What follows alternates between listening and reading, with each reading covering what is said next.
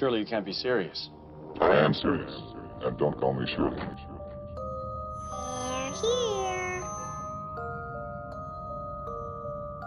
Come to Freddy.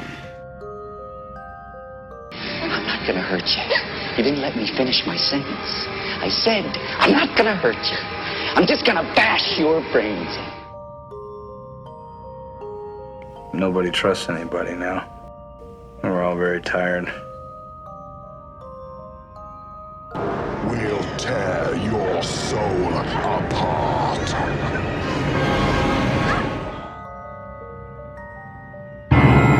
You're listening to the 30-something movie podcast. One movie each week. 30 years in the making.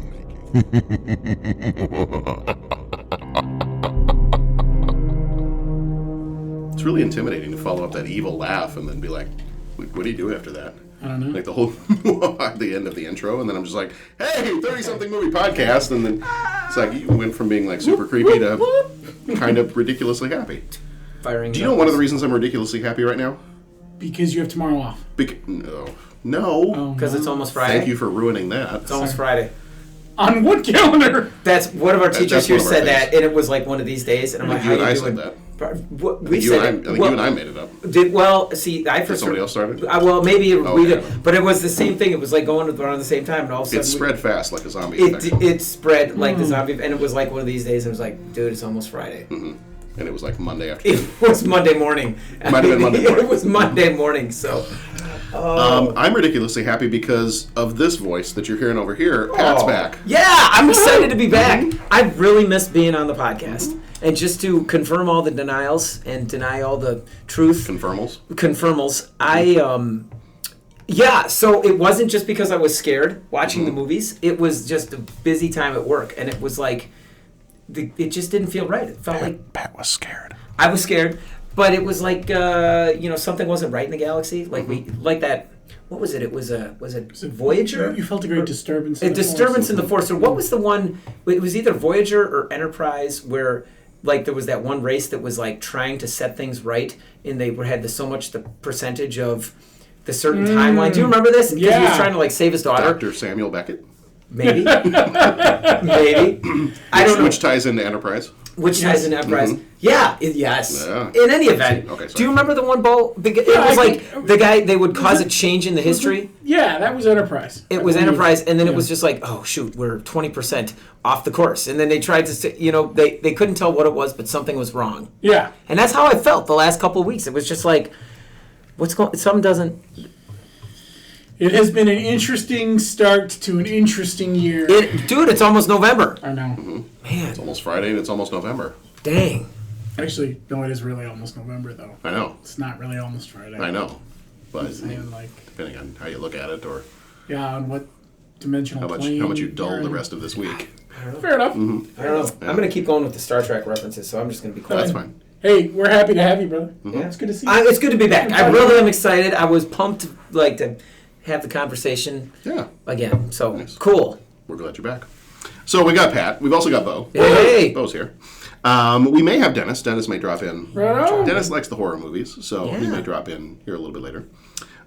We got you. We got me. I'm always here. I don't think I don't think we've done an episode without me. It's better than not having me here. Well, I mean, I guess that's true. But I think I guess I have been in every episode, haven't I? Did Jeff try to sneak in without you? I feel like he did some oddball episode once, but maybe not. No, we did the one. Let's see. We did the one where I interviewed him, like back when we were doing our. Like I would talk to you, and I talked to Pat, and I talked to Jeff, and then 3 years later, I still haven't talked to Dennis. Yeah. So but that's Dennis. Dennis runs on Dennis time. International man of mystery. It's true. That's right. We still know nothing about Dennis. I'm not even sure who he is. And then we did, Jeff and I did the one where we interviewed the other person from the Disney podcast. Yeah. Maybe that's the one you're thinking of. That could be it. Yeah. That could very well be it. But yeah, so we're here. We're here to talk about some dead things. Yes. Some living dead things. Yeah. So that's an important distinction. It is. Otherwise, that could be a weird podcast. I referenced the band today. I said, guys, I watched a lot of zombie movies this weekend. Nice. I said there was Night of the Living Dead and the Return of the Night of the Day of the Dead, and I said all this dead. I said right now in the band, it kind of feels like Day of the Musical Dead. And they're like, wow, that's cool. And then there were some kids working on a group project in a practice room, and I actually opened the door part way and like reached in and started clawing at them, and they're like, what are you doing? I said, I just watched some zombie movies. The magical smoke. The first time Mr. C has ever watched zombie movies. Yeah, I'm not going to sleep anymore. So we're here to talk about some zombie movies. We're talking our movie that would fall in the year of our purview. That sounds like a fancy movie title. It's like The Year of Living Dangerously. The Year of Our Purview. Sounds like a period piece. Could be. Set overseas somewhere. It doesn't have to be England. Could be Paris. But it's definitely a period piece set overseas. John Malkovich is in it. Sure. Sure. Keira Knightley. Okay. Who else? Monica Bellucci. Monica Bellucci. There you go. You can have Monica Bellucci in there. Sorry, I phrased that wrong. If you need an old chubby man, you could have Gerard Depardieu or Steven Seagal. How have you I thought you were going to start my acting debut, but how far have you gotten in Mozart in the Jungle? Are you guys done? Oh, with done. it? Yeah, I finished it. Yeah. Speaking of Monica Bellucci. Good stuff. Yeah. Well, I knew when I got to those episodes. Did I get to those episodes before you? Because I think I texted you and I was that's like, right, and that's when I started watching Pat? it. Yeah, I think I watched. Remember how you kind of left off and you haven't finished Mozart in the Jungle yet? You need to hurry. You up. may want to get to season 3. I think it was season 3. Yes, it was. You may want to get to season 3. Made my little. There's Monica Bellucci. Pitter patter. Pitter patter. The kids have really started watching. They've really enjoyed watching The Ultimate Beastmaster. That's on Netflix. Okay. It's one of those shows that's like the American Ninja Warrior kind of thing. You have obstacles and then, but they call it the water that you can fall into. Yeah. They call the blood of the beast. Dang. And so it's like got red lights in it, so it looks like it's red, and because the whole thing is supposed to be inside the body of this beast, and all the obstacles are named after like good lord animal body parts and things like that. Sounds kind of grotesque. It's a little grotesque, but every time somebody falls in there, and none of my family except for Sharon knows what I'm talking about. But somebody falls in the water, and it's called the blood of the beast. But I was sitting there this weekend as we were watching a whole bunch of episodes, and it was like, they play with the blood. They play with the blood. With the blood. And Sharon's like, that's not the right show. I'm like, I don't care. They play with the blood. That's awesome. Mozart in the Jungle fans will know exactly what I'm talking about. All right. I don't know that I have a whole lot of movie news or things like that. Very, very quickly, spoiler alert. So we are talking the Return of the Living Dead Part 2. That's the movie that would have come out in 88. But we've also got a milestone for the original Night of the Living Dead, which came out in 1968. So that is also reaching a milestone. So we thought, it's October, it's scary month. Let's throw 2 zombie movies together that are very, very different from each other, and we'll talk about both at the same time. So we are going to spoil the stuff that we talk about both of those movies. If you have not left us a review on iTunes or wherever you get your podcasts, please go ahead and do that. We would love to hear what you're thinking, and that helps us reach other people too. Other people can find our show a little bit better when we've got some reviews in there, and we end up a little bit higher on searches and social media type things and stuff like that. It definitely helps our SEO. It's good. Yeah, because I spend so much time handling that kind of stuff. Hey, how many downloads did we get on the last episode? I don't know. We got several. See, we're doing just fine. That's right. I tend not to look. I'm just like, what? We're doing this for fun. People downloaded. We're not getting paid. That's what matters, though. Oh yeah. People downloaded. People plural. Right. Wasn't just one. And that's what you can track that. Yeah. And that's a new thing. Oh no, we've been able to track that the whole time. Okay. That's how I know we have listeners in Germany. Wow. Actually, in the last month, the highest number of our listeners were from Germany. Right. Well, highest number of new listeners were from Germany. So, Guten Tag. Guten Tag, Fräulein. Fräulein. I don't know where I'm going with that. That's the extent of your German? That's the extent of my German. Okay. If I knew the German word for sorry, I would apologize. Yeah, I think right now, but that's okay. Check that tracker. Are the German listeners they're gone. Clicking right off. Dankeschön. Welcome to our listeners in the Czech Republic. I love Michael Schumacher. I love David Hasselhoff. Yeah. The Hoff. Mm-hmm. The Hoff. Okay.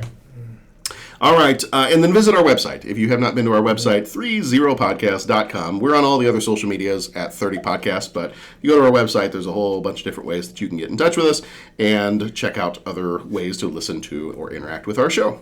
That's all I got for that stuff. So very, very quickly, the only really new movie news stuff I have, because I have not been able to go see any movies in the last like 2 months. Have not seen Venom. Me neither. Not hearing great things about it. No. Did not get to see the new Halloween. Yeah, I have not. But hearing mixed things about that. The one that I definitely am going to go see, I don't care. I will find multiple babysitters and go see it. Bohemian Rhapsody. Yeah, I want to go see that one. So I'm a sucker for any version of Robin Hood, so I want to see that. Oh, I saw the preview for that one the other day. Is this a new reboot after the Russell Crowe one, or is this a... Yeah, Yes. It's... Yeah. Okay. But it seems like it's kind of following a little bit of... They're including like a little bit of the Robin Hood Prince of Thieves, because they've got Jamie... Is it Jamie Foxx? Sounds right. Jamie Foxx, I think, is playing the Morgan Freeman character. So it seems like they're pulling a little bit of that mythology in from the Crusades. When I first saw the first preview, the teaser trailer that had no information, design-wise, it kind of looked like they were going back to the Celtic version that was pre-Russell Crowe. It was it Gerard Butler or somebody like him? I can't remember who did it now. Maybe. Yeah, but it was very Celtic in nature, which the design aesthetic made me feel like that's where they were going from the teaser trailer. Okay. And then I saw the updated trailer, I'm like, nope, that's not what they're doing. So it'll be interesting. I'm a sucker for anything Robin Hood. I'm also, oddly, I'm a sucker for the Nutcracker. And that looks really well done. Like it looks Nutcracker like in the Four Realms or something, or whatever the name is. It's like a visual feast for your eyes. I mean, it's probably all CG and all sorts of stuff. Yeah. Just the concept of it is really cool. So I want to go see that. But all right. all I got. The big stuff will be coming up next month when we talk. We'll start talking about some serious...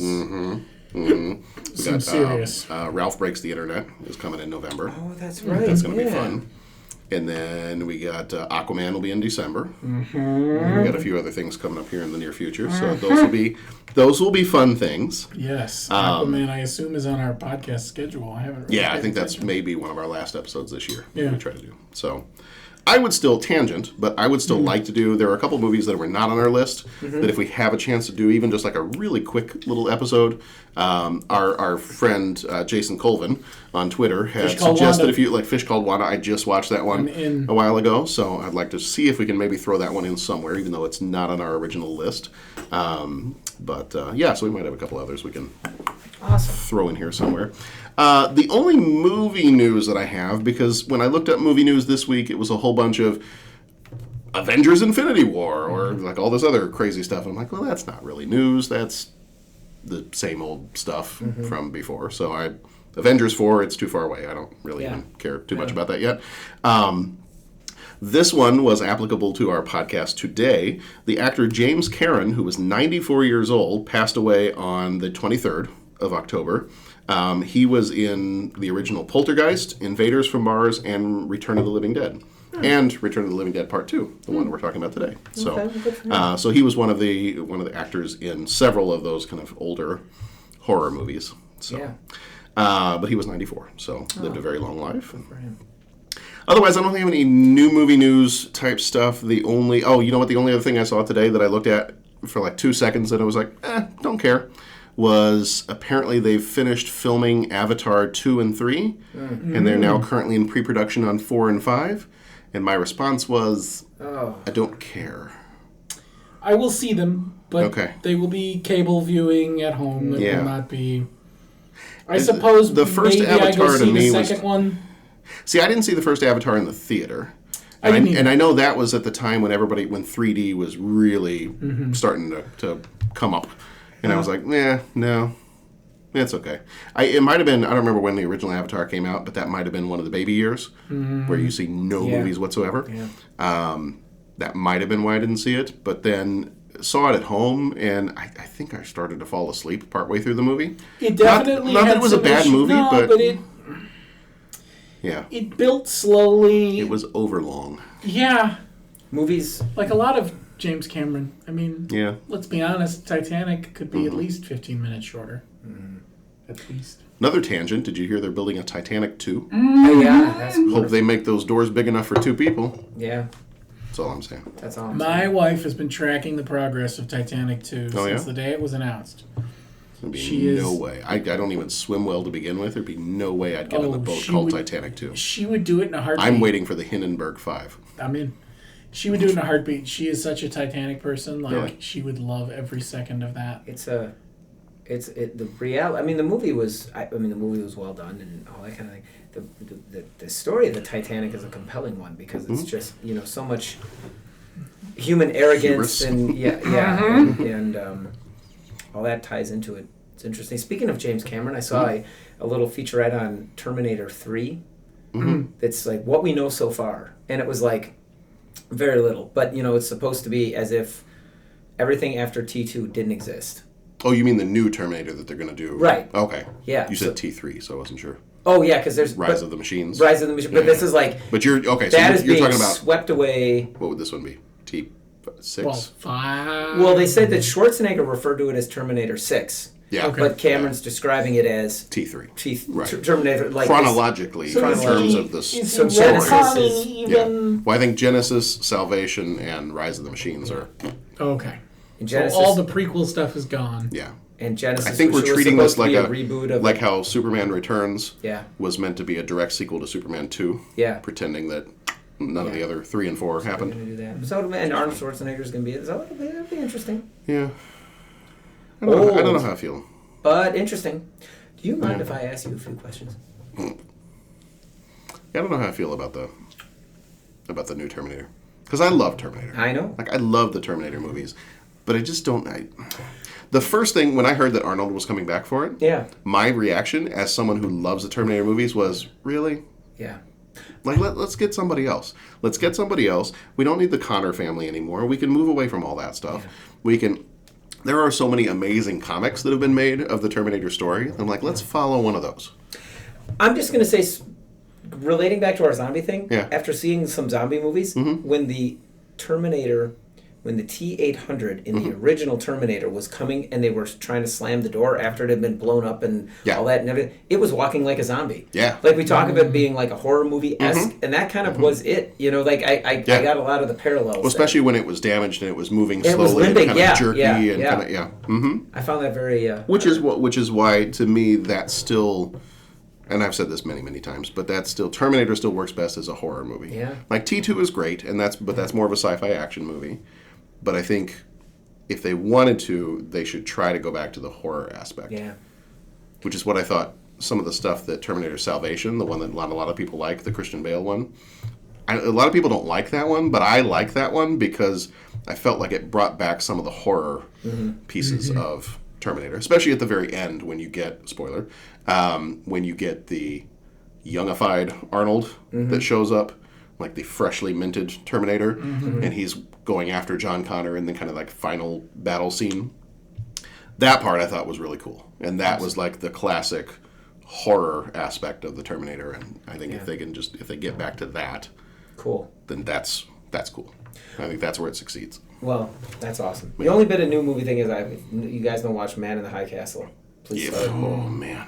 We were just talking about Okay, you guys watch. Did you finish the season? I finished 3. He didn't finish the season yet. So Okay, then we're don't- gonna be quiet. don't say And I know anything. we're on a time thing. It so I got wanna- crazy. Yeah, it got that. I've been looking forward to Crazy because just it's so Wow, cool. it's good. Yeah. Wow, it's good.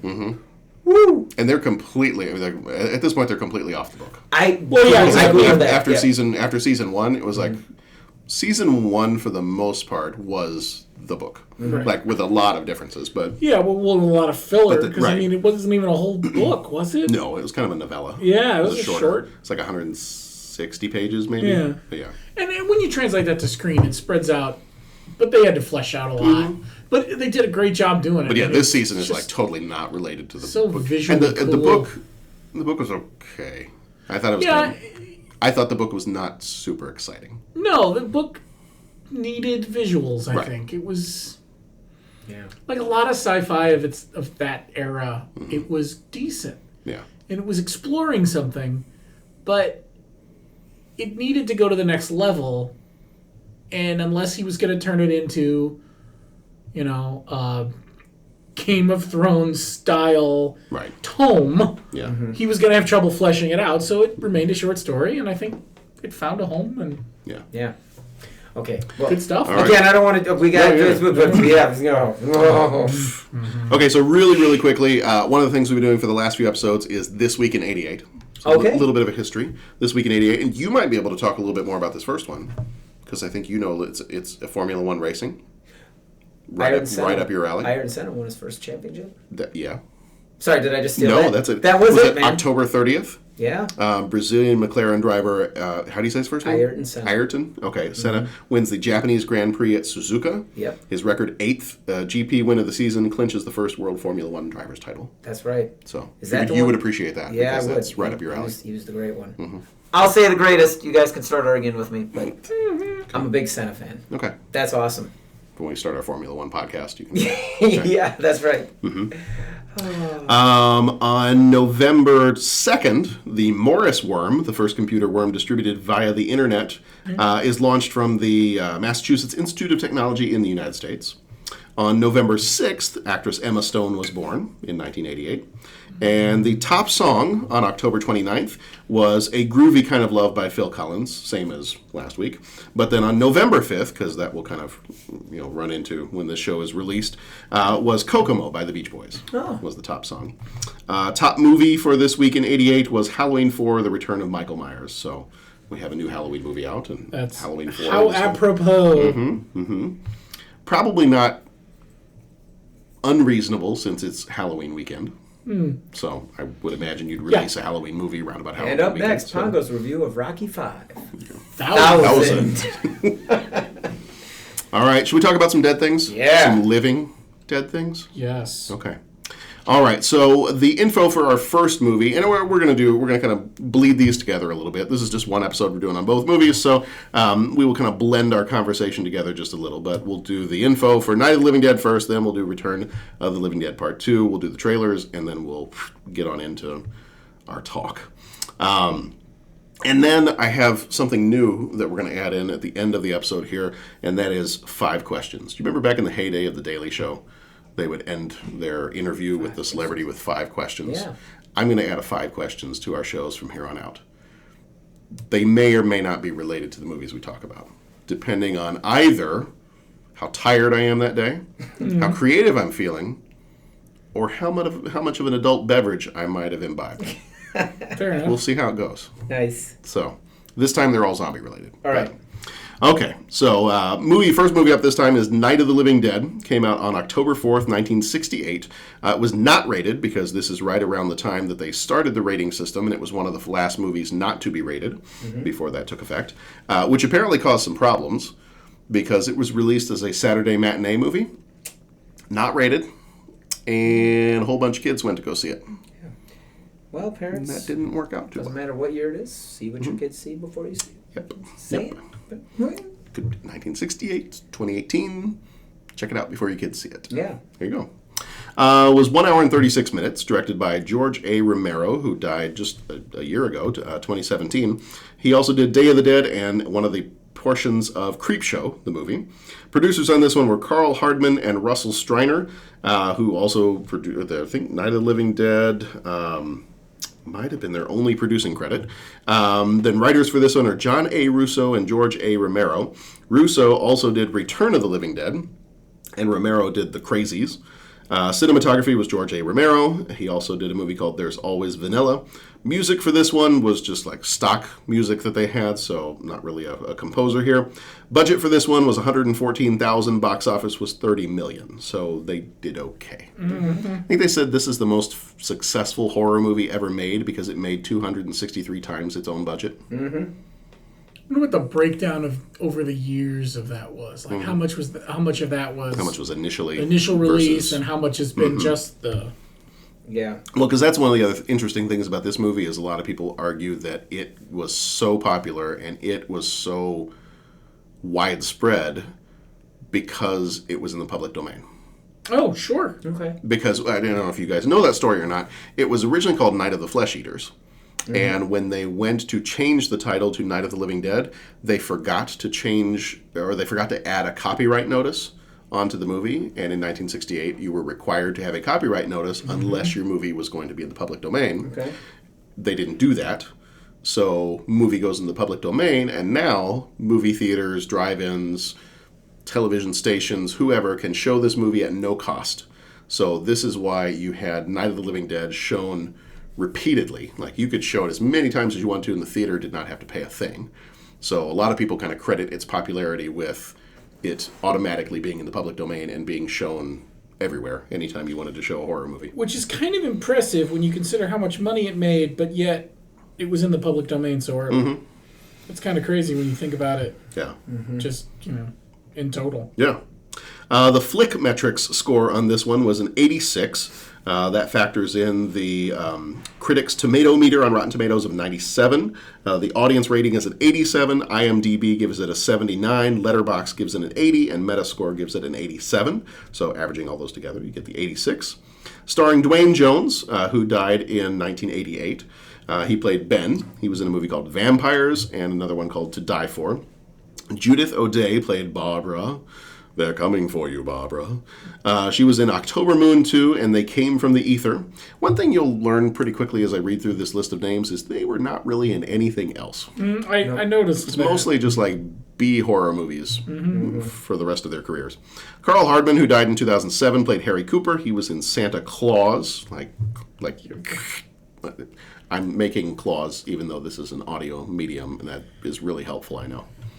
But you all saw it. We all saw it. You saw it. Vouch You for can it. attest. Marilyn Eastman played Helen Cooper, and she was also in Santa Claus, the same Claus. Wow. Yeah. And Perry Mason. Keith Wayne played Tom. He was in nothing else. Judith Ridley played Judy. She was in There's Always Vanilla. Kira Schoen played Karen Cooper, or the corpse in the house. She was in a movie called The Green Man, another one called Day Planner of the Dead. I'm guessing that was more of a comedic take on the zombie genre. And George Kosana died in 2016. He was Sheriff McClelland. He was in There's Always Vanilla, and this title was just fun, so I thought I'd add it in there. The Incest Death Squad. Oh, dear Lord. I don't know. I've never seen it. Mom, I got my first big break. Not going to see it. Incest Death Squad. Check it out. That's kind of like my wife and I, whenever we watch a movie, we'll always, look in the credit. Or like if somebody... Let's say that there's like some extra who like runs naked across the screen. Yeah. Or does something that, you probably is not something we'd go bragging about. Like, oh, I ran naked across the screen in this one movie for 2 seconds. We always make that comment. We're like, hey, Mom, guess what? Got my first big part. Yeah. I'm naked extra number 3. Yeah, exactly. Okay, so that's what I got for Night of the Living Dead. Yeah, go for Naked Extra number 3 implies there's a Naked Extra 1 and 2. I was going to say. it. Yes. Not sure what to do with that. I'm just throwing it out there. Backing up real quick. Was it Thug number 3 when we went to go see Skyfall? Tank Dong? Yes. Was Tank Dong?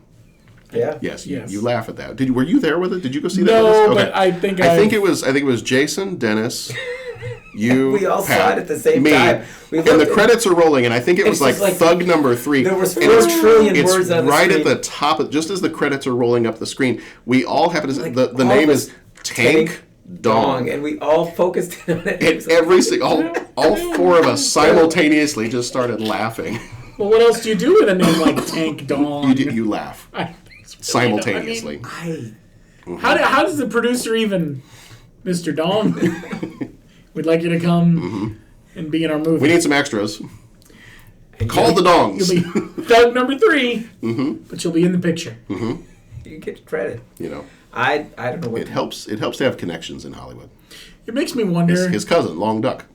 Let's see. Yeah.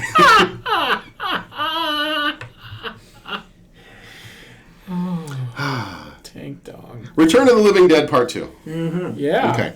Return of the Living Dead 2 came out January 15th, 1988. Seems like a weird time for a zombie movie to come out. Yeah, but Happy New Year. Happy Martin Luther King Day. Let's put on a zombie movie. Back then, Yeah. it wasn't Martin Luther King Day either. Well, that's probably true, too. Rated R, saying. with a runtime of 1 hour and 29 minutes. Director was Ken Wiederhorn. Did Dark Tower and Shockwaves. Producer was Tom Fox, who died in 2004. Did Return of the Living Dead and Dark Tower. Writer was Ken Wiederhorn, who did Dark Tower and Shockwaves. Cinematography was Robert Elswit, who did There Will Be Blood and Punch Drunk Love. Music by J. Peter Robinson, who did Cocktail and Wayne's World. Budget for this one was $6.2 million. Box office was $9.2 million. Flickmetrics gives this one a 39, which averages out, and I'm going to do these in reverse order, 55 from Letterboxd, 58 from IMDb, 43 from the Rotten Tomatoes audience meter. And anybody want to take a guess at the Rotten Tomato critic score for this one? 2. Wow. 0. So not even a we decline to discuss it. Nope. Straight up 0. 0. This one got a straight up 0 from the critics on Rotten Tomatoes. I could see that. Okay. Wow. Probably feeling generous. Starring Michael Kenworthy, who played Jesse Wilson. He was in the 1988 version of The Blob, which we just did a few weeks ago, and a movie called Just the Ten of Us. Thor Van Lingen, which is an awesome name. Anytime your given name is Thor. Played Billy. He was in nothing else. Jason Hogan played Johnny. He was in nothing else. James Karen, who we said earlier just died in 2018, played Ed. He was also in Poltergeist and Mulholland Drive. Tom Matthews played Joey. He was in Friday the 13th, Part 6 and Blood Match. Suzanne Snyder played Brenda. She was in Weird Science and Killer Clowns from Outer Space. Marcia Dietlin played Lucy Wilson. She was in Boiler Room and Little Children. Let's play. We're going to play both of the trailers for these movies, and we'll be back in un momento. Welcome to a night of total terror.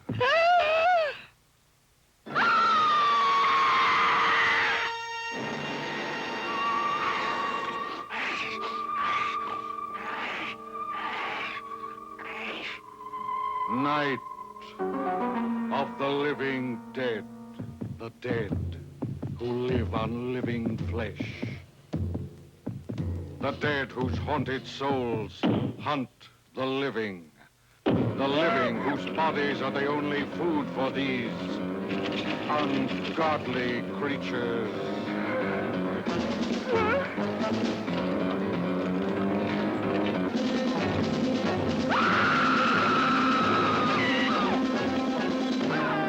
Night of the living dead.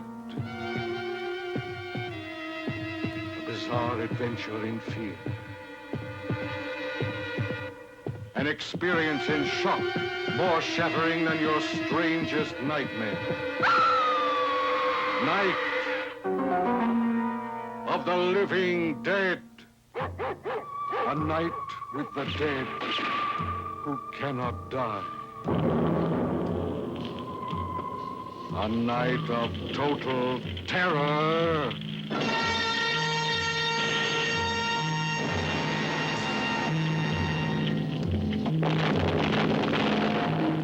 Night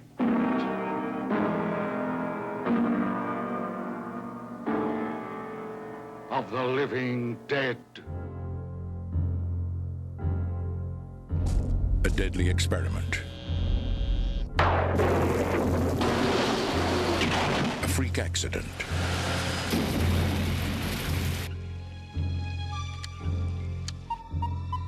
A secret that will be carried to the grave as the horror classic is reborn.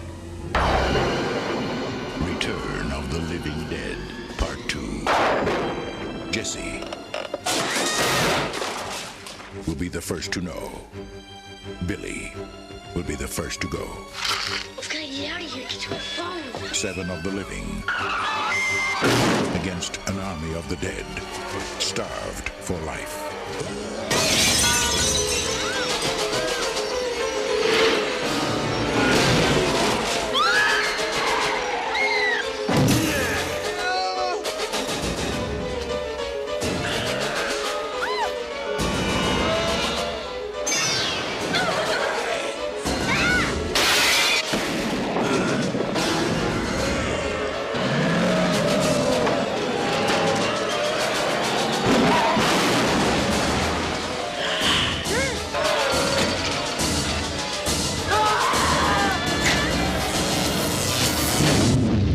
Return of the Living Dead, Part 2. Just when you thought it was safe to be dead. First of all, before we get into the two movies, Pat, how are you feeling about these? You're not a zombie. Well, you're not a horror fan. I'm not a horror fan. I'm not a horror fan, however I said that. No. You were thinking of the trailer song. I was thinking of the trailer song. The trailer song. Yep. Mm-hmm. I'm not a horror fan, but the Night of the Living Dead, which was one of the 68. 68. Mm-hmm.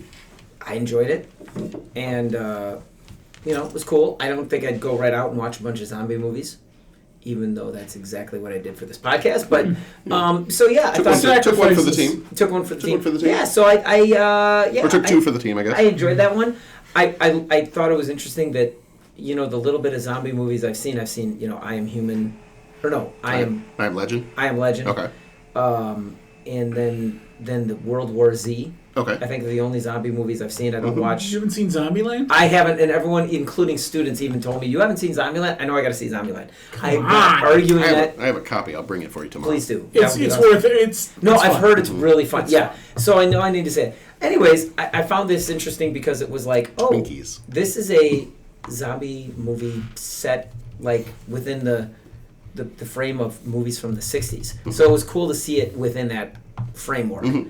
And then contrast it with a movie from the 80s. Now, obviously not a very good representation of that, but I mean, the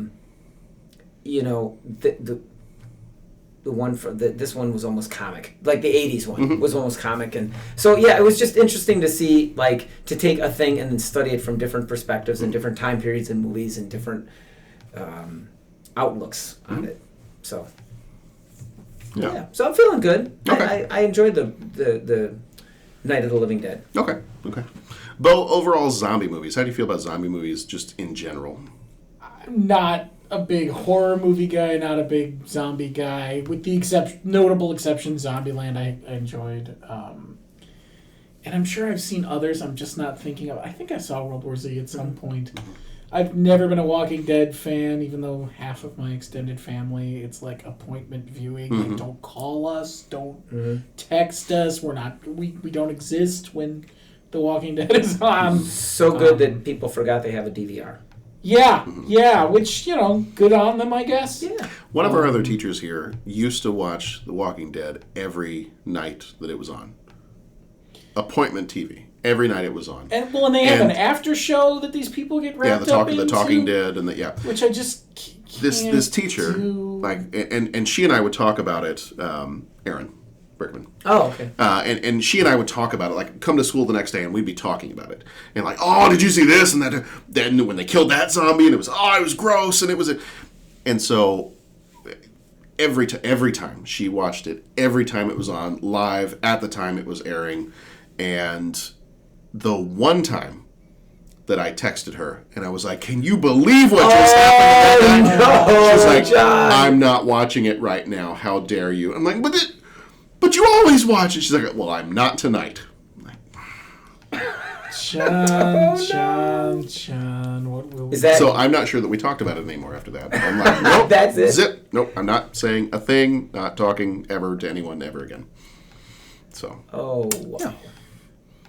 But yeah, continue. So, zombie movies in general, never been real appointment viewing for me. Yeah. But there are parts of both of these movies that I enjoyed.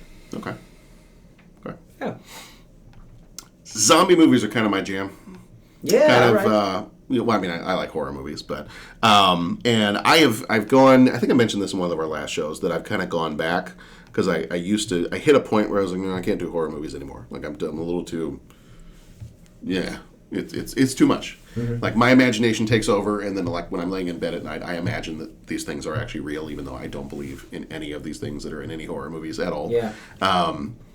That's what he says. Overactive imagination. Yeah.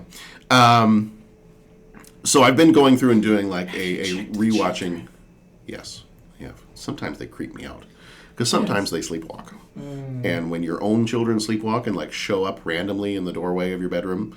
When they should be fast asleep and they're not completely awake and sometimes they say things that are kind of creepy. Mm-hmm. Yeah. Red rum. Yeah. The first time Nora starts talking about red rum, nope. You're out. You're being locked in your room and restrained and I put up for adoption because nope, not happening. Not happening. Jeez. So Yeah, so zombie movies, I love zombie movies. And I've been going back and I've been rewatching some horror movies that I've missed over the last few years just because I was too freaked out by horror movies. Yeah. And there was one, and I'll talk about it probably a little bit later too, but there was one in particular that was a zombie movie. There haven't been a whole bunch of zombie movies that I've watched lately that I've liked from like the last 20 years. But one in particular called Train to Busan. Mm-hmm. Oh, man. That was a lot of fun. Okay. Korean zombie movie from 2016. It's on Netflix right now. Part of it you wouldn't be a fan of because there is a kid. And the kid is trying to be protected by her father, but, you know, a kid is put in danger a few times, and I know you're not a fan of that. So I don't know that I've seen a whole lot of impressive zombie stuff lately, which kind of takes me back to the classics. So when I go back and watch movies like this, I'm like, yes, this is the kind of stuff that my dad used to watch, and like we would watch together, and you know, always the classic brains, more brains, and of course that's the Return of the Living Dead zombies. But I do remember watching the classic Night of the Living Dead several times growing up. Probably watching it way earlier than I should have, but as with so many other movies. But, yeah, so no, zombie movies. I dig the zombie movies. I watch Walking Dead. I'm there. Okay. So that's one of my things. So so Night of the Living Dead, the original Night of the Living Dead, the 1968 one. You said not a fan of zombie movies typically, but this one you were good with. Yeah, kind of sounds like you didn't like the other one, the 80s one so much. But so what did you like about this one? I don't know. Just I guess I always associate the zombie movies with a more modern time period. I don't know why. It's just maybe when they came into my consciousness. So to see that coming out in the time period of Bullet and The Magnificent Seven and The Great Escape and, you know, movies from that time, it's interesting to see, what was horror like back then from a historical perspective? Yeah. You know, it's like looking at cars. Oh, really? You know, like looking at cars in the 60s. What was Ferrari doing as compared to Dodge? You know, I mean, it was like, okay, what are they doing in horror? And so I found that kind of interesting. And again, they kind of played off a lot of, it just seemed to be more situational, and, you know, there'd be a rush of kind of the music, and they'd zoom in on someone's face and all that. So I kind of enjoyed that. It seems to end like I think a lot of movies of the 60s that I watch end, where it ends kind of on a downer. You know, it's not like they happily get away. It ends with the guy gets shot accidentally. I mean, if that was that, because I went back and watched it, was he turning into a zombie? No, they assume he was a zombie. Yeah, and just bam, and then it just kind of ends. And it almost had that was kind of like the same feeling I got at the end of the Thomas Crown Affair, or Easy Rider, or, you know, one of these movies where it just kind of it doesn't end happy, but it just ends with just kind of withers away kind of thing. The Sand Pebbles ended that way. I mean, you know, it seemed like they didn't seem to be concerned with the happy ending, and it was interesting to see that translated over into a zombie movie. Yeah.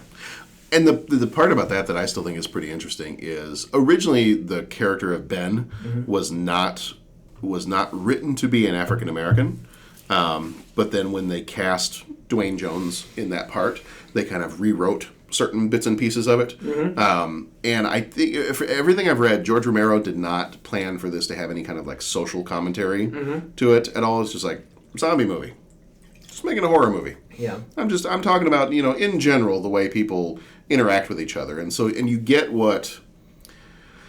the people stuck in the house. And it's a little bit like what The Walking Dead has always played up, is that it's maybe not so much the zombies that are the bigger threat, but the actual people and how the people treat each other are the bigger threat to each other than the zombies that are outside. And so, and for me, somebody who likes kind of a more psychological, slow-moving horror as opposed to the jump scare kind of junk, I like this original one. To me, I understand why this is like the grandfather of all zombie movies that started it all, because this is the one that establishes the rules of the zombies. Like you shoot them in the head to kill them. They eat human flesh. The zombie apocalypse is spread through, I don't know, they never really give a clear explanation for how it started and that kind of stuff. But this, I think, and I think this is, if I read it right, I think this is one of the first movies where you had an African-American lead in a horror movie. And I think that unintentionally, and I noticed it more watching it this time because it had been years since I'd seen the original Night of the Living Dead. I noticed it more this time, the fact that it's a black man that is assumed to be a zombie, and he's fine, he's made it through, he's survived this whole thing, and then the cops shoot him. And I was like, ooh. Well, I know that had an effect because I've read some of the news articles and things from 1968 and from the time where people reacted, especially black audiences reacted to that, and even in like 2018, after we've had some of the issues we have with law enforcement and the African American community today, and like that's it's kind of a harsh message, or at least the way it went down. At the end, I mean, it's pretty quick. It's like, oh man, this guy, he made it through. He survived. He did it. Bam, shot, dead. I was like, that's cold. Yeah, that's cold. And I like that it ends that way. It's one of those that I don't. If it ended in a different way, I'd still be fine with it. But to me, I remember that ending being almost more shocking than the rest of the movie. Like, you see the movie, and at the time, I'm sure audiences would have been like, oh, they're eating people. Like, that would have really thrown people. The cannibalism stuff would have been intense. But, I don't know, nowadays, when you've seen so many other zombie movies, that image at the very end where you have the black man being shot, mistaken for a zombie, and shot by the police is still shocking to me. So that still holds up for me as something that's shocking, whereas the other stuff, like with the eating of human flesh and that whole thing, I'm like, I've seen that. Yeah. That's old hat at this point. Yeah. Some of the cool stuff related to that, like some of the special effects and things, was originally they wanted to figure out how the zombies would terrorize people, and so that's what they kind of came up with let's have them eat human flesh. That originally wasn't one of the things with the zombies, and so some of the stuff that they used, I remember, I think it was the little girl, when the little girl turns into the zombie down in the basement and she's eating her dad, when they were trying to figure out, like, we want to make this look as realistic as possible, what can we give her to eat? To make it look like she's, chewing on something that she's pulled from her father. And somebody had a leftover meatball sub from their lunch that they had when they were working on the movie set.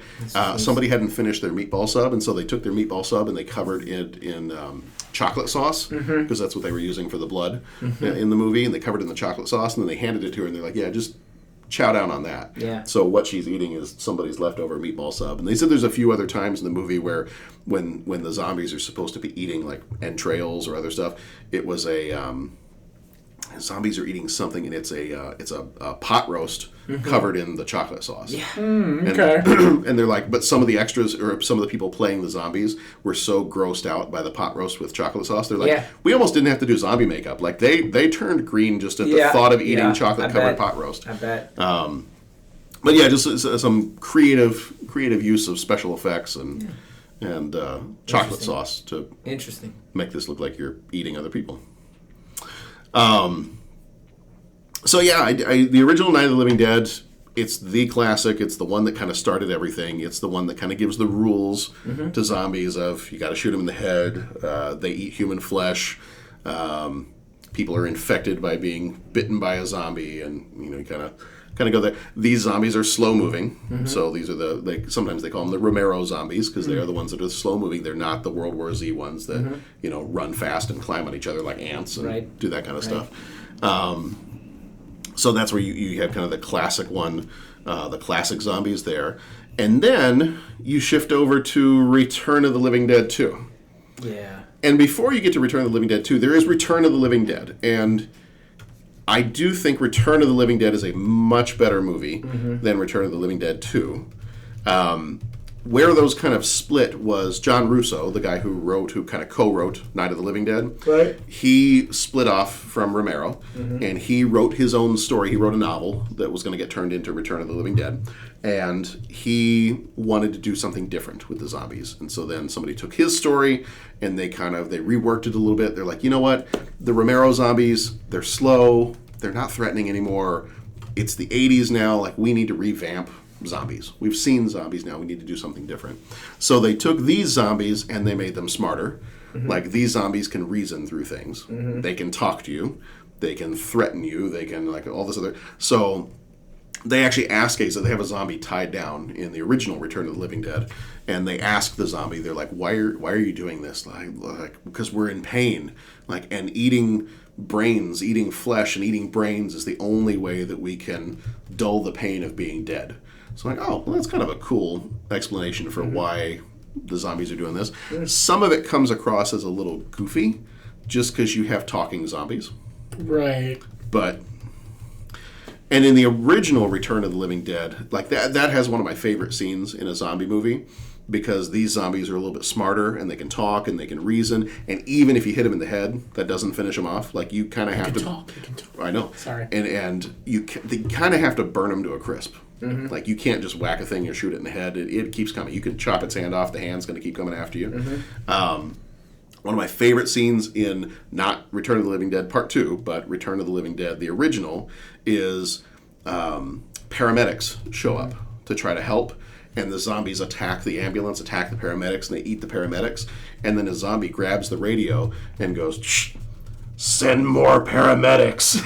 And so, like, more cops and more and every time a new set of paramedics comes, the zombies swarm and they eat those guys. And like, send more cops. And then, like, the cops show up and the zombies are eating the cops. And I'm like, that part's kind of cool. Like, when you got zombies that can deceive you and trick you, like, that adds a little bit of a new level to the zombie threat. And the Return of the Living Dead zombies can move faster, so they can kind of run after you a little bit, and they have a little bit more reasoning behind them.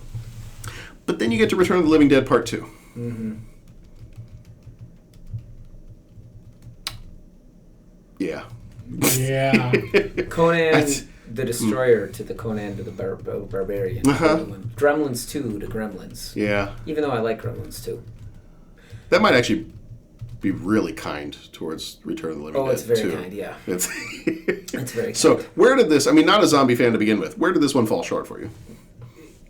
Other than everywhere. It was just really campy. It was interesting. Okay, now we're in the 80s, and now it's like kid adventures, right? The 60s was, you saw the treatment, kind of the way they would do films in the 60s. Now the 80s, everything is Goonies and Stand By Me and groups of kids. So that was interesting. And I'm like, oh, okay, so the kids are going to get in on this one. But then it just seemed low-budget acting, special effects, and it wasn't, you didn't have the interesting story and the visuals and the way they would build a scene from the 1960s one to help this out. It was just so all those, the acting and the special effects, it was just front and center. Like, I'm not. And then there would be the cheesy stuff, like they were going for humor, but they didn't go all the way to make it really funny. So it didn't have the Gremlins 2 kind of, okay, this is getting ridiculous kind of thing to it. It was just, okay, so am I laughing at this? And now there's... I didn't care. The story didn't matter.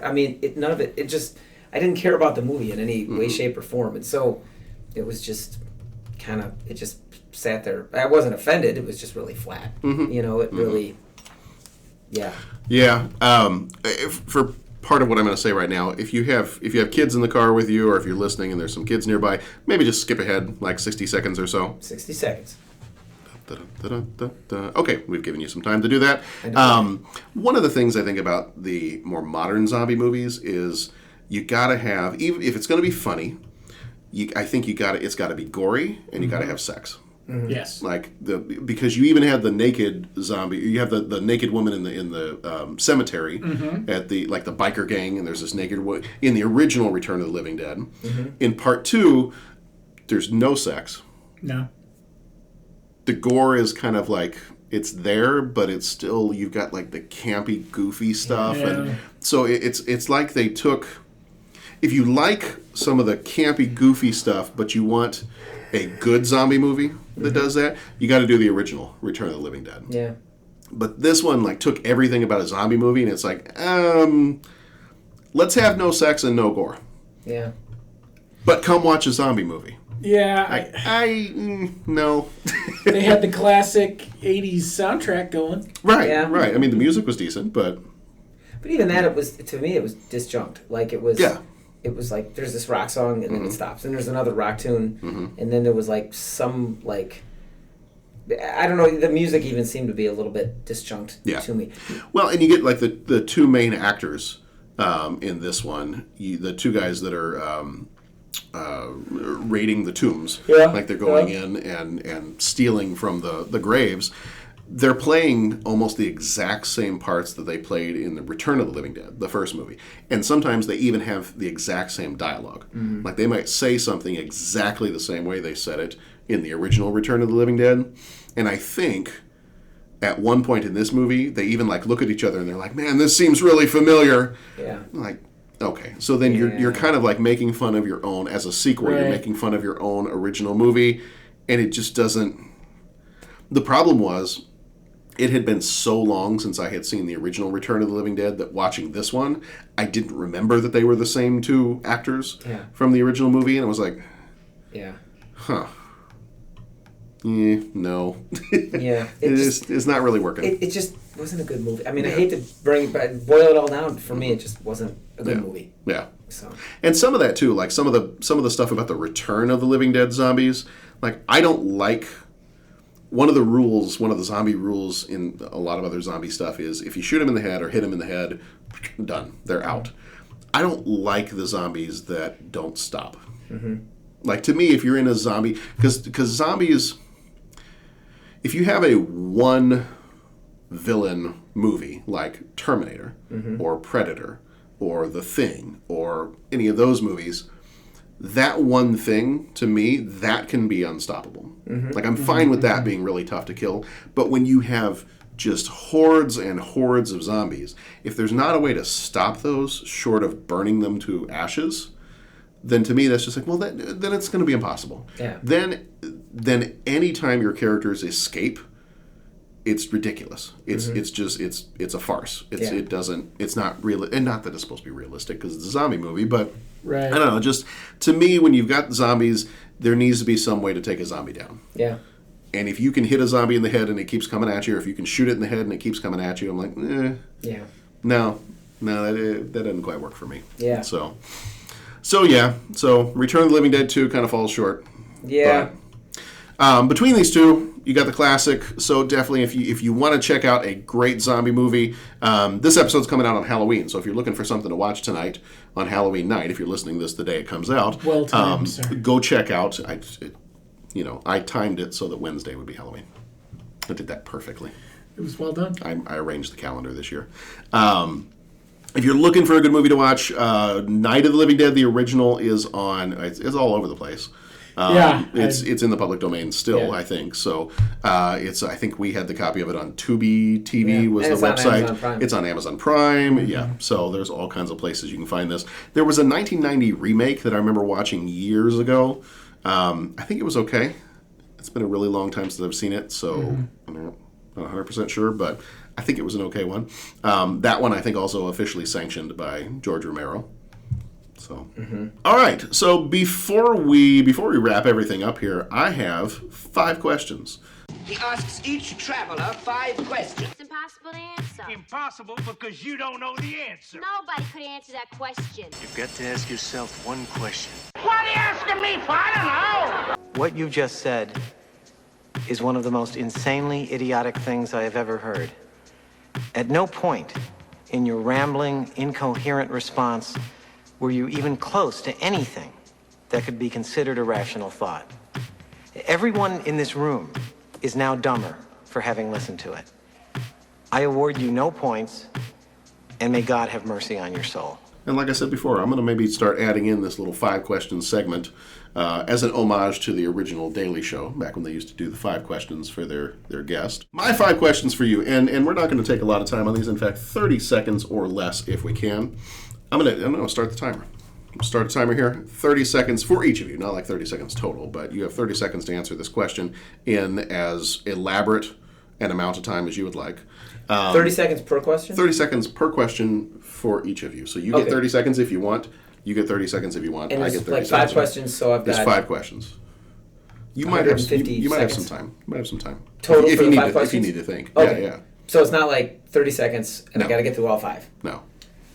I know I just suddenly turned into a 6th grader. I That's apologize. I will stop asking That's questions. That's fine. I just want to make sure I understand. Yeah, we understand the rules. We go on 3. Like 1, 2, 3, and then go. Okay. Yeah, okay. All right. Ready? Ready. First question. Silly zombies or scary zombies? Scary zombies. Scary zombies. Why?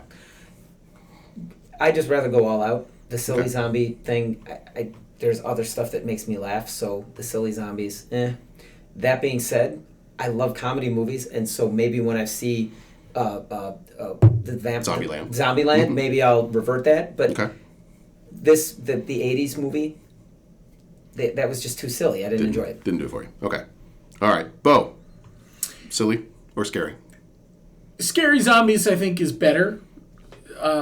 I think you can still have a light movie and a good action movie that can be enjoyable and fun and funny, but the zombies can still be scary. And I think that's important. I think building up that suspense and then popping that bubble with other things, I think, helps. Okay. All right. I'm going to say scary zombies better, but I do like some of the aspects of the silly ones. And when I say silly zombies, I mean like the zombies that go, brains, more brains. And then you get into some of the other movies and you've got like a really hot zombie. I think that's Return of the Living Dead Part 3.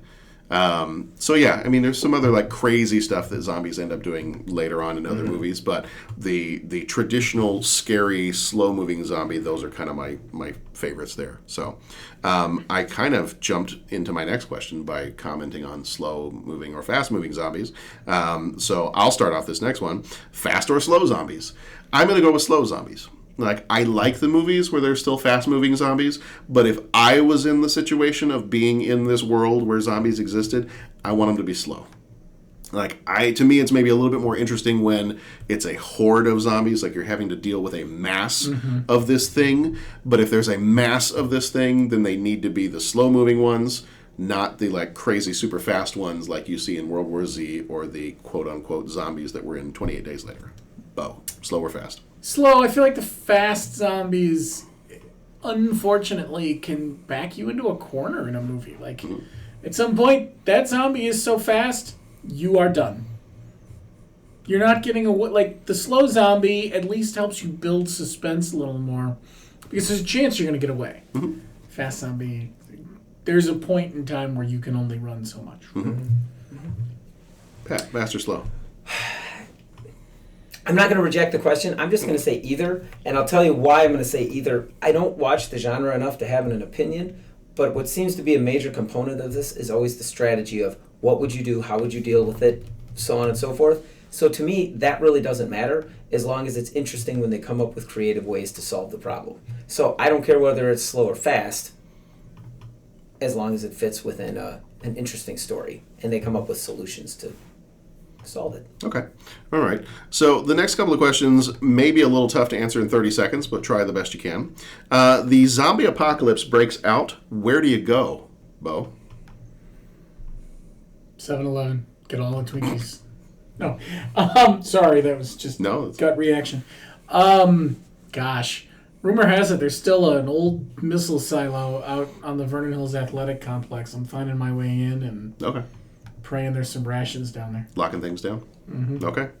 All right. Pat, where do you go? Zombie apocalypse has broken out. Where do you go? I'm going to find Dennis and just do whatever he says to do because he seems to be the educated one with that. So I would just go with someone and see what they say. If not, if I had a choice, probably the air. I'd go up, fly up into the air and come down only for gas. Or zombies on a plane? Yeah. Okay. Okay. I actually had a conversation with Dennis about this earlier, and he and I have the exact same answer for what to do. So my answer is... And I'm going to... Did you start the time? No, go. Because I just said you. So it should be like Dennis, and then you said zombies are your jam. So Dennis or you. I'm sorry. I didn't mean to cut that. Reset your timer. I stole your time. That doesn't mean that I'm going to survive any better than Dennis will. But you guys are both educated. Dennis is more of a runner. I kind of gave you a... Yeah, Dennis is faster than me, so... That's why I need the slow zombies, because I'm not getting away. Well, if it's a speed issue, the point is you're educated in the area, and so I apologize because that was a kind of a slight. My master's in zombology. Sure. I'm just going to starting the timer. Yeah.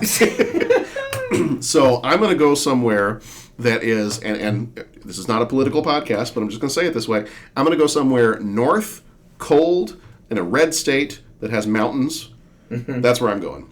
Because if you get up a mountain, the zombies are going to have trouble, especially if they're my slow-moving ones that have a little bit of trouble. The cold and the mountains are going to restrict their movements. Mm-hmm. I want to go to a red state because I want there to be a place that has guns that I can get to. Mm-hmm. And I want it to be somewhere like Montana that's very sparsely populated.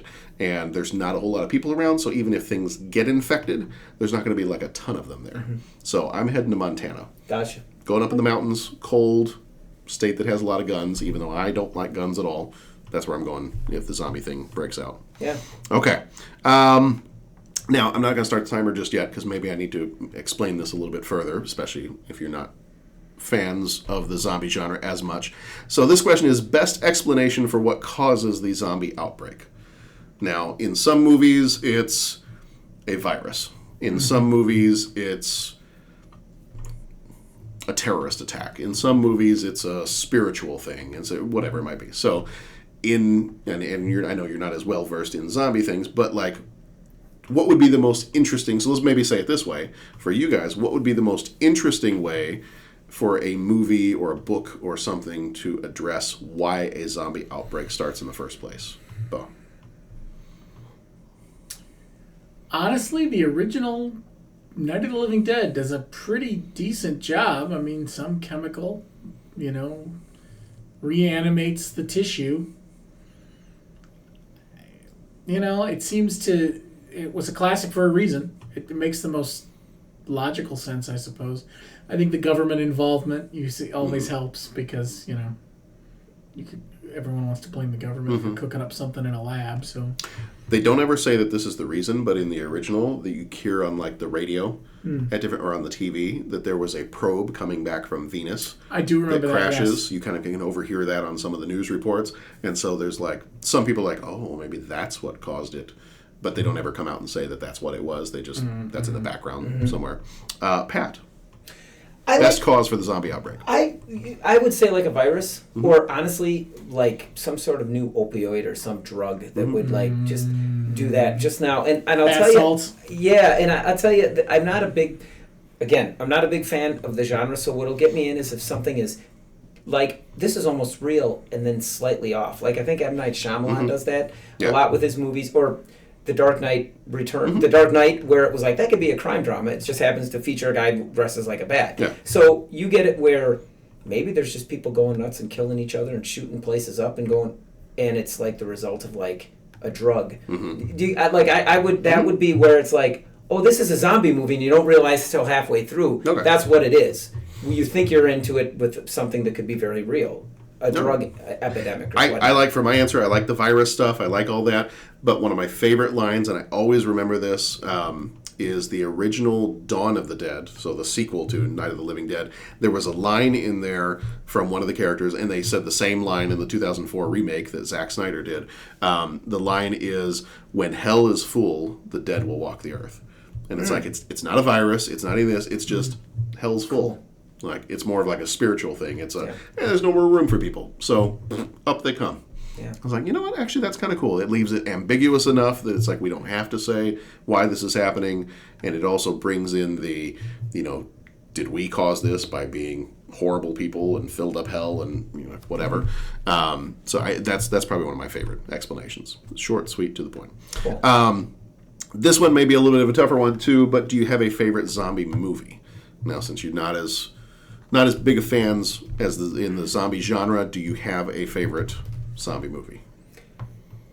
I Am Legend was my first, so I guess that. But then after seeing the Night of the Living Dead, Wait a minute. No, wait. Evil Dead, right? Doesn't that count? No, that doesn't count. That's fine. Some people have argued that those are not zombies. Oh, yeah, that they're demons. Yeah. Okay, then I won't pull that because I would say Ash. But I would tend to say... Okay. Then I would say this: The Night of the Living Dead. Okay. If not rhyme, but if we can. I Am Legend. They were kind of like vampire zombies, but. Okay, then I'll just go all the way. Legend. I'll just say this: the Okay. Night of the Living Dead. Okay. But if we get Ash in there, then Army of Darkness. Oh, I know. But I mean, technically, I don't know that those. If we had a purist come into this conversation, then I'm going original. Then I think they'd be upset that we pulled in Evil Dead. So yeah. Bo, what do you got? Zombieland. It's just fun. I know it's a cop-out, but not being a huge fan of the genre, I think that's one I can always go back to and enjoy. So I think that's... I like Zombieland, and I like Shaun of the Dead because they play with... Shaun of the Dead, because the zombies are not... In a way, in Shaun of the Dead, some of the zombies are goofy.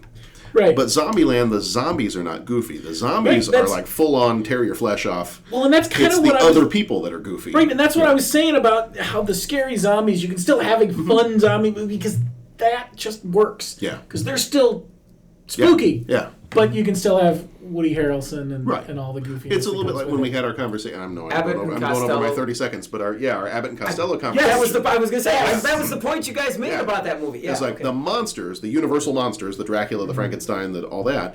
They don't change. Like they're still scary and they're still creepy, but it's Abbott and Costello that are bringing the comedy into it, which is what Zombieland does really well. Yeah. It's the zombies haven't changed. They're still freaky and wanting to eat people's flesh. It's the rest of what's Woody Harrelson, it's everybody else in the movie. They're the ones doing the funny stuff, or Bill Murray. They're the ones doing the funny, crazy stuff. And that's so is Zombieland yours as well?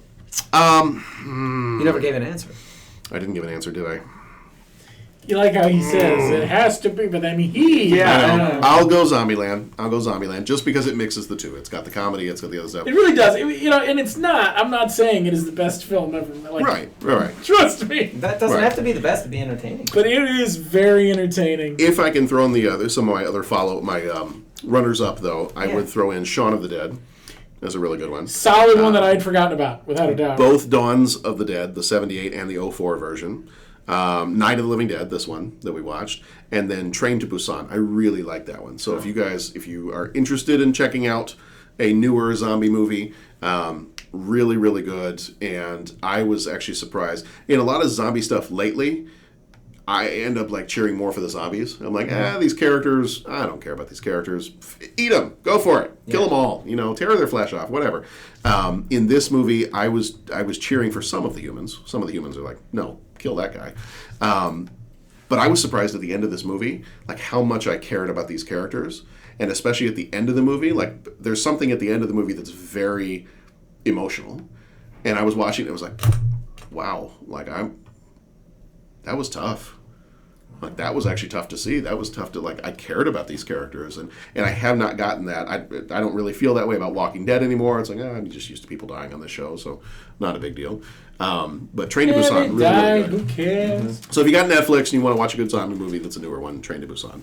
All right. I think that's going to do it. That's also going to do it for our October, for our month of scary movies. Pat, I know you got a jet. Yeah, so I got a jet. We're going to say goodbye. It's good to see you guys again. And I look forward to talking again real soon because it was a piece of my life that was missing. So it was a pleasure, and I'm really glad I got to, like I said, that Night of the Living Dead. That was really cool. I dug that movie. Good. So awesome. yeah. All right, Jeff. All right. We'll see you later. So next time around, so we're done with the horror movies. Next time we're getting into our month of Young and Guns. We've got Young Einstein. I am very excited for all of these. The Naked Gun. I have not seen Young Einstein in quite a long time. And Young Guns. And Young Guns. To bring it full circle. I am also very excited about. Young Guns.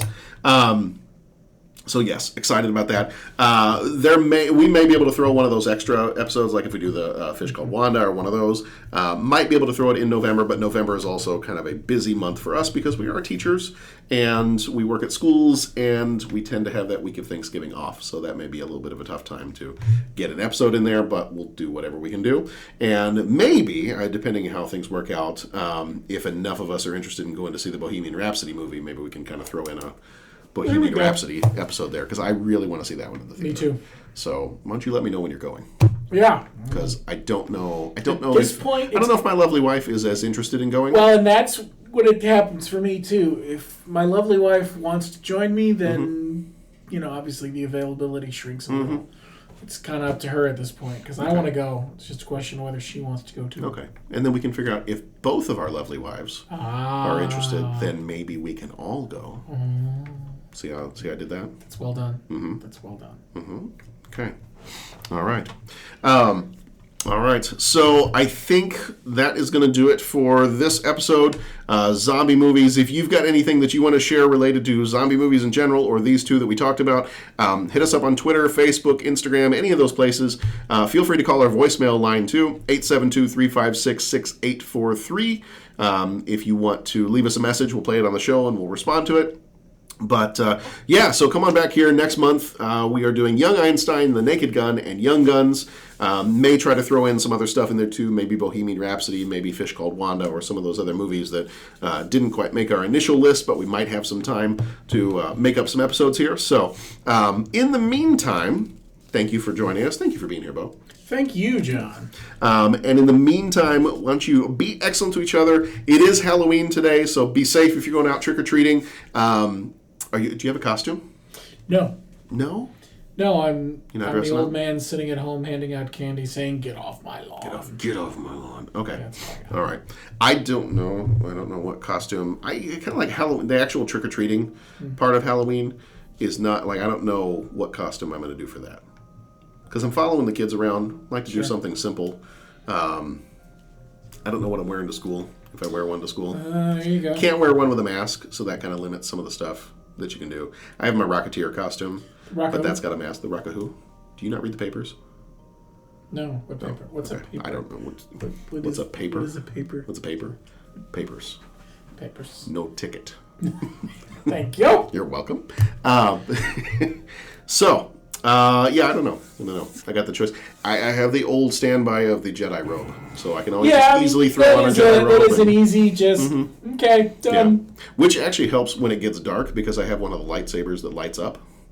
I have like one of those old Force FX lightsabers. Nice. So when it gets dark, like that doubles as a light to be able to see where we're going as we're trick-or-treating. So maybe I'll do that. Maybe I'll do the Jedi robe costume with the light up lightsaber. So all right. Well, if any of you out there are trick-or-treating tonight, be safe. Enjoy it with your kids. And make sure you take that parent tax and take some of the candy for yourself because that's what we do. It's the reason to have children.